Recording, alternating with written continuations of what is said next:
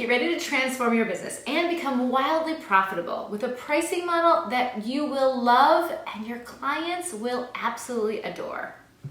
We'll raise a glass while we think tank how to bring more joy, more abundance, and more balance to your interior design firm. I'm Sandra Funk, and this is Design Sips. Cheers. Cheers, Sandra. What's happening? Okay, so this is going to be a great topic to jump into. So Kylie asks, what's the best pricing model for interior design? Flat fee. That's it. We're done. I'll see you next time on Design Sips. Just kidding. Just kidding. Okay. Okay, so I really like the flat fee model, and here's why. What is the very first question that every single potential client asks you? Seriously, answer me in the chat. Right.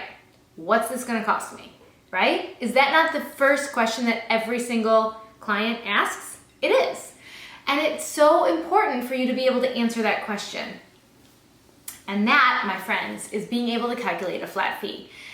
Because if you are charging hourly and you still give them an estimate of what it's going to cost, you've just done the ultimate terrible negotiating, right? You're going to charge hourly and you've given yourself a cap. You've given yourself basically a not to exceed. You can't tell them it's going to cost $100,000 and then come in at $150,000. They'll be pissed, right? So you're using hourly because you don't quite know how much it's going to cost yet, and you want to cover yourself, and what if they're slow decision makers, and all the what ifs I've ever heard anyone ever say to me about a flat fee versus hourly. But when you give them an estimate, which they require, because they're going to need to know how much it's going to cost so that they can decide if they can afford you or not, you've just given yourself a cap. So you have... Do you understand what I'm saying? Like, you can't make more than what you've just said, but you might not make what you just said because you might not charge enough hourly up to it. So why don't you just take that estimate and make it your fee? Mm-hmm. You have to set crazy good guidelines, crazy good boundaries, crazy good processes and efficiency to be able to pull off a flat fee and be profitable with it. But man, oh man, once you do, the clients are freaking thrilled because they actually know what it's going to cost. And you are thrilled because you're actually setting your pricing. You aren't maybe gonna, hopefully, and then the hourly bills roll in and they start complaining. And I just remember early on in my career, someone saying to me, how long do these invoices come? Like, when do these stop? And I was like, when the project stops? Like, you start to get those little zingers about, getting invoices every 2 weeks or every month, or I don't know how often you send out those hourly invoices, but you're also spending a lot of time preparing them, editing them, following up on them, accounts receivable, accounting details on them. Just make it stop. Just make it stop. Flat fee, it's the way. It's so good. Mm-hmm, definitely. Okay, so what I do want to say is, like you said, it's having a process to support this flat fee model with boundaries, setting client expectations, and also just overall creating a great client experience. We have a workshop actually that covers all three of these topics that we should invite them to. Yeah, I'd love to have you at our workshop. So obviously, I can say flat fee and then end Design Sips, ha ha ha. But you really do need to know what surrounds a flat fee so that it actually works, right? The process, the profitability, all the details. So please join us. I'm sure Sarah's going to be adding a link here or there, or maybe over there, for you to come and see us at the workshop. It's great. We really go deep on this, on the details, on all the information. It's awesome. I'll see you there. Yes, definitely. Okay, so another thing with charging flat fee is your designs are intellectual property, and when you're hourly, you kind of give it all away. Yeah, absolutely. So tell me this. Have you ever been in a situation where you went to that first meeting and you knocked their freaking socks off and everybody loved your design and they were like, Eureka, we never would have thought of that. And like a month or two later, something went a little askew or a little awry, you use the word you like, and all of a sudden that client has reached out and said, we loved working with you, but so-and-so lost their job, or so-and-so got into this really expensive college, or I don't know, we have all your ideas, I think we're gonna peace out, right? And they tell you, we're gonna take it from here, which in hourly invoicing is you're fired. How did that make you feel? Like maybe you kind of gave away too much by giving them all of your incredible ideas and then getting fired a couple months in? Yeah, I'd been there a million times, right? And again, sometimes it was somebody lost their job or they need to move away or there's a global pandemic or the kid got into a really expensive school. Something happens in life sometimes that makes you shift. But when you don't charge a flat fee and you don't get paid for your ideas before you give them, you have no repercussion. Like, it's your business model. You decided to give away the design prior to being fully paid for it, right? Because your full payment doesn't come until the very end of a project in an hourly scenario, where your full payment in my flat fee model comes, your design fee payment comes prior to that first presentation where you give away the designs.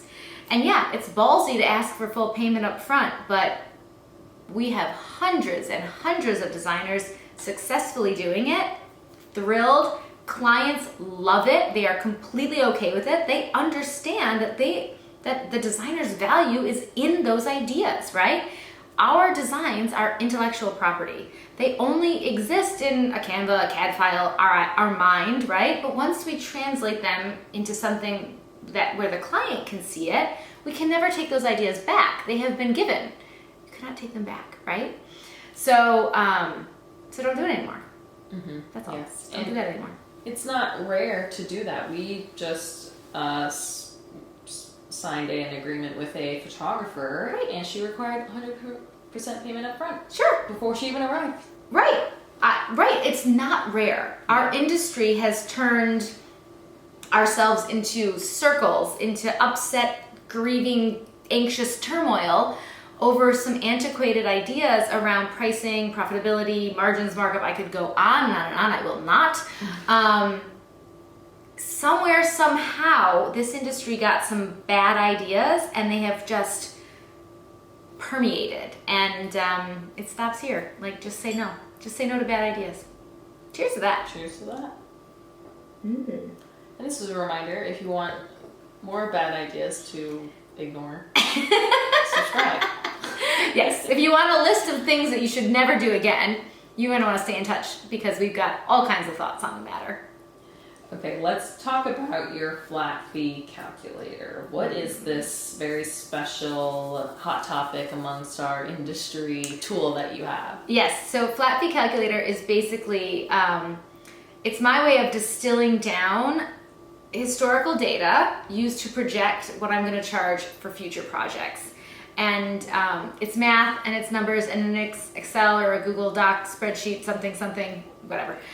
Google Sheet, not a doc. Anyway, it's design tips. We're drinking and talking, it's fine. We'll figure it all out. But anyway, it is a calculator where you can price your projects in under 2 minutes with absolute, unfailing confidence that that number will create a profitable project for you and a very happy client. So again, we're always being, we're market sensitive, we're looking at the big picture, we're looking at like your overall overhead and taking into account everything going on in your firm, but we're making sure that you can price projects in 2 minutes, not 3 days, not 2 weeks, not designing the whole project before you can price it, right?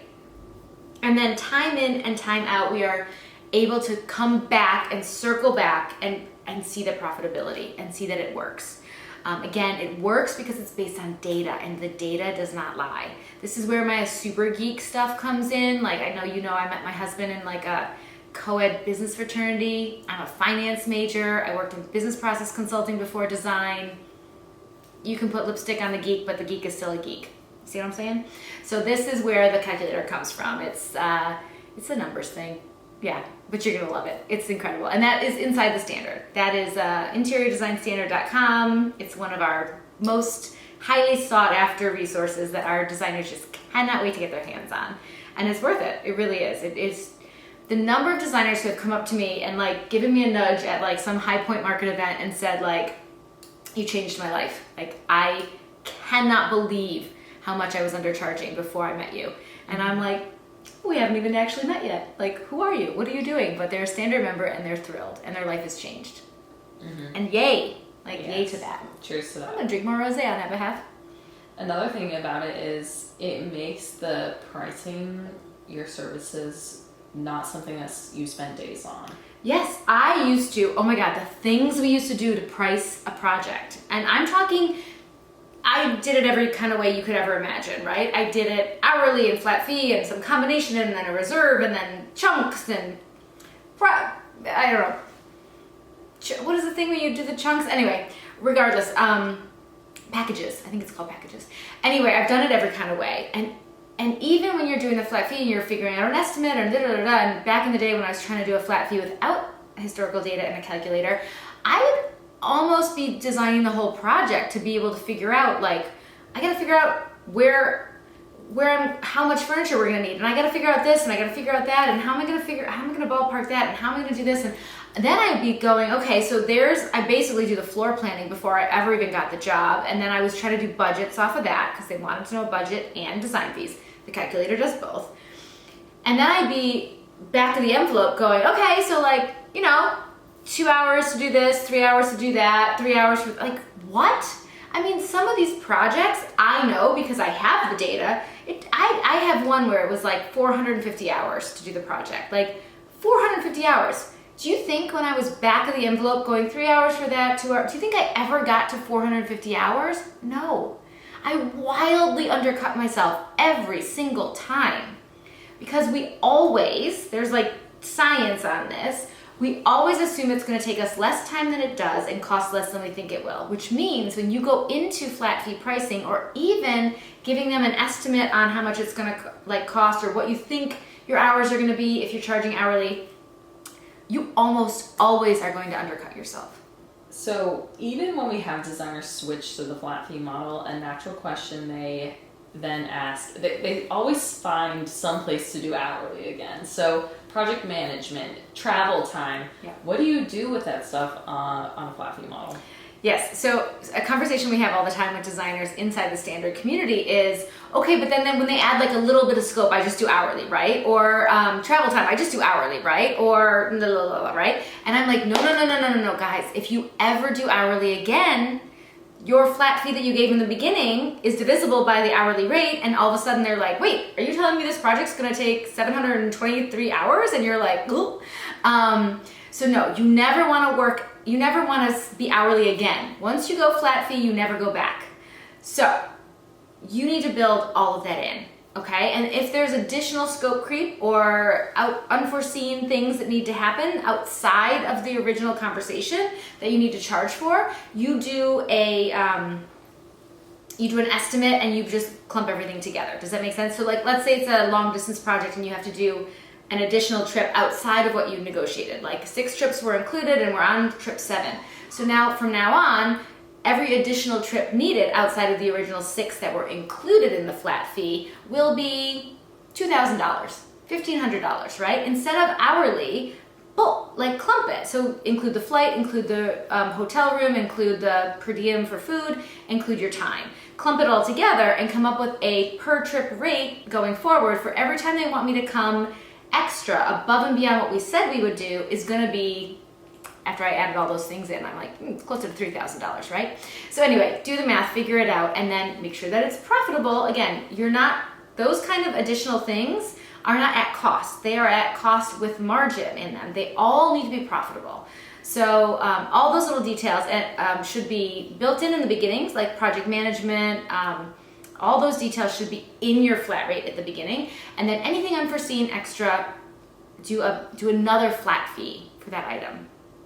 It's awesome. And also, especially if you don't want to be doing all these extra trips for that project, that additional flat fee for every time that they demand that you come out to the job site in addition, that'll make them think twice, right? That'll make them think let's batch all of our questions and have one big meeting in 2 weeks instead of having her come out once a week for 3 weeks, right? So it allows for more efficiency as well. Mm-hmm. And it's something that you do before it happens, right? You don't go out there on that 7th trip and then send an invoice. Mm-hmm. You send a proposal for the additional trip. It is approved and paid in full, and then you go on the trip. So you are always putting money before action, right? Cash flow positive business. They pay you, you do the work. They pay you, you purchase the product. They pay you, you make the extra trip. Never you purchase the product and send an invoice. Follow up, accounts receivable. Now you need someone in charge of accounts receivable because they're calling every single day, You are not the bank. You are the designer. So do not fund their project.